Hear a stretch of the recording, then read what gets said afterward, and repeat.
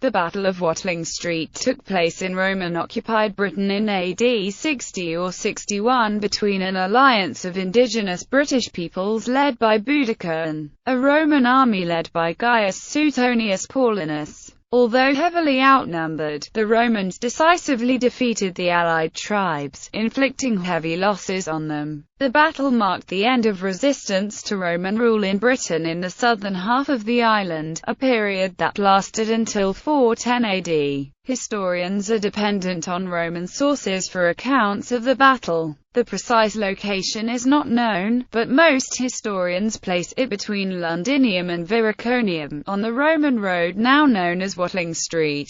This name for the road originated in Anglo-Saxon times, thus the modern name of the battle is anachronistic as well as being somewhat speculative. Background: in AD 43, Rome invaded southeastern Britain. The conquest was gradual. While some kingdoms were defeated militarily and occupied, others remained nominally independent as allies of the Roman Empire. One such people was the Iceni in what is now Norfolk. Their king, Prasutagus, secured his independence by leaving his lands jointly to his daughters and to the Roman Emperor, Nero, in his will. But when he died, in 61 or shortly before, his will was ignored. The Romans seized his lands and violently humiliated his family. His widow, Boudica, was flogged and their daughters raped. Roman financiers called in their loans, which must have placed an increased burden of taxation on the Iceni. When the Roman governor of Britain, Gaius Suetonius Paulinus, was campaigning on the island of Mona, the Iceni, led by Boudica, revolted.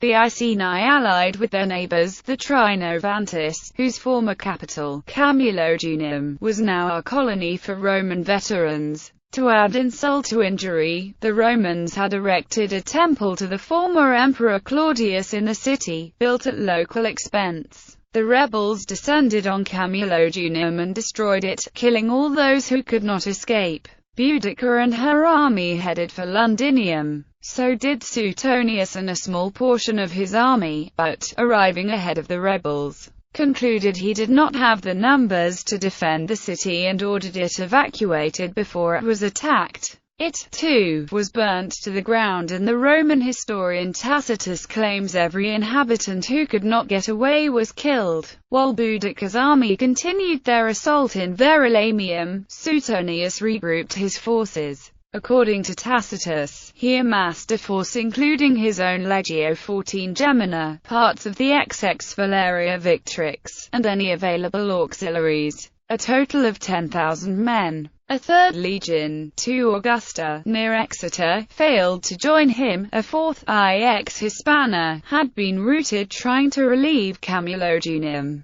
Battle. Hugely outnumbered, Suetonius would have chosen his battleground carefully. He selected a narrow gorge with a forest behind him, opening out into a wide plain. The gorge protected the Roman flanks from attack, whilst the forest would impede approach from the rear. This would have prevented Boudica from bringing considerable forces to bear on the Roman position, and the open plain in front made ambushes impossible. Suetonius placed his legionaries in close order, with lightly armed auxiliaries on the flanks and cavalry on the wings. As their armies deployed, the commanders would have sought to motivate their soldiers. Tacitus, who wrote of the battle more than 50 years later, claims to relate Boudica's speech to her followers. But now, she said, it is not as a woman descended from noble ancestry, but as one of the people that I am avenging lost freedom, my scourged body, the outraged chastity of my daughters. Roman lust has gone so far that not our very persons, nor even age or virginity, are left unpolluted. But heaven is on the side of a righteous vengeance. A legion which dared to fight has perished. The rest are hiding themselves in their camp, or are thinking anxiously of flight. They will not sustain even the din and the shout of so many thousands, much less our charge and our blows. If you weigh well the strength of the armies, and the causes of the war, you will see that in this battle you must conquer or die. This is a woman's resolve. As for men, they may live and be slaves. Although the Britons gathered in considerable force, They are said to have been poorly equipped, their military strength having been impaired by an Iceni disarmament that had preceded the rebellion. They placed their wagon train in a crescent at the large end of the field, from which point their families could watch what they may have expected to be an overwhelming victory. Two Germanic leaders, Boierics of the Cimbri and Ariovistus of the Suebi, are reported to have done the same thing in their battles against Gaius Marius and Julius Caesar respectively. Tacitus also wrote of Suetonius addressing his legionaries, "Ignore the racket made by these savages. There are more women than men in their ranks. They are not soldiers, they're not even properly equipped. We've beaten him before, and when they see our weapons and feel our spirit, they'll crack. Stick together. Throw the javelins, then push forward. Knock them down with your shields and finish them off with your swords. Forget about plunder. Just win and you'll have everything." Although Tacitus, like many historians of his day, was given to invent stirring speeches for such occasions, Suetonius's speech here is unusually blunt and practical. Boudica led her army forward across the plain and into the narrowing field in a massive frontal attack. As they advanced, they were channeled into a tightly packed mass. At approximately 40 yards, their advance was staggered by a volley of Roman pila, the Roman javelin. The pilum was designed to bend when it hit a shield, making it impossible to pull out. The enemy would either be encumbered with a heavy iron spear weighing down his shield, or have to discard it and fight unprotected. A second volley followed, as each Roman legionary carried 2 pila. This tactic destroyed any organized advance by the Britons. With the Britons in disarray, Suetonius ordered his legionaries and auxiliaries to push forward in small units. With their superior discipline, the Romans were able to continue fighting as fiercely as ever. With a clear advantage in armor, weapons, and discipline, they had a decisive edge in the close quarters fighting against the tightly packed Britons. The cavalry, lances extended, then entered the fray. As their losses mounted, the Britons tried to retreat, but their flight was blocked by the ring of wagons and they were massacred.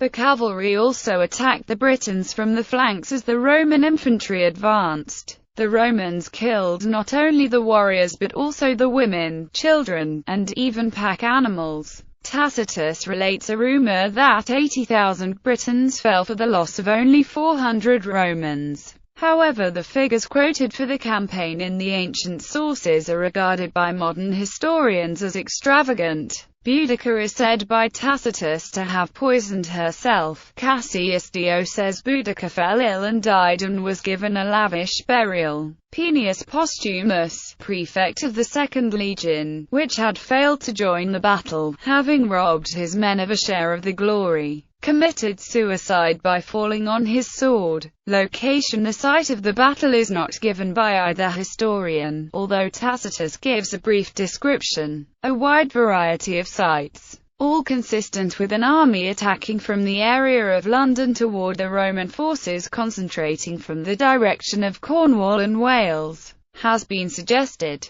One legend places it at Battlebridge Road in King's Cross, London, although from reading Tacitus it is unlikely Suetonius returned to the city. Most historians favour a site in the Midlands, probably along the Roman road of Watling Street, between Londinium and Viriconium, now the A5. Plausible suggestions include Mandursodum, near Atherstone in Warwickshire, a site close to Highcross in Leicestershire, and a small dip at Cuttle Mill, 2 miles southeast of Lactydorham in Northamptonshire. In 2009, Arbery Banks, near Ashwell, was suggested as a location. In March 2010, evidence was published suggesting the site may be located at Churchstowe, Northamptonshire. The Kennet Valley, close to Silchester, has also been suggested as a candidate site for the battle. More recently, a suggestion has been made that the battlefield was on the A5 just south of Dunstable, Bedfordshire. Aftermath: it is said that the Emperor Nero was so shaken by these events that he considered withdrawing from Britain altogether. But with the revolt brought to a decisive end, the occupation of Britain continued.